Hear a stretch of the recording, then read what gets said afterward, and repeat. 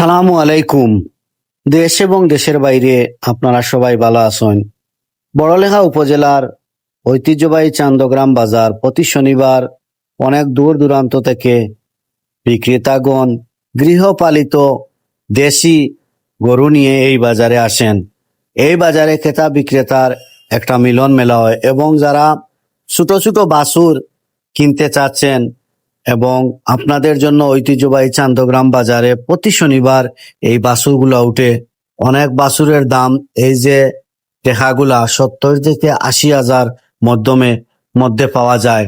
যে বিক্রেতাগণ বিক্রি করবেন ওনাদেরকে জিজ্ঞাসা করেছিলাম, ওনারা দাম চেয়েছেন 70 থেকে 80 হাজার, 80 হাজার টাকা। অনেক আমার প্রাণ প্রিয় প্রবাসী ভাই আছেন, আপনারা অনেকে আবার এই ধরনের গরু কেনার খুব শখ আগ্রহ প্রকাশ করে থাকেন। তো তাই আমি প্রতিটা সময় মুহূর্ত এই গরুর বাজার এবং এই অত্য অঞ্চলের চিত্রগুলো আপনাদের সামনে তুলে ধরি আমার ইউটিউব চ্যানেল বাজার টিভির মাধ্যমে।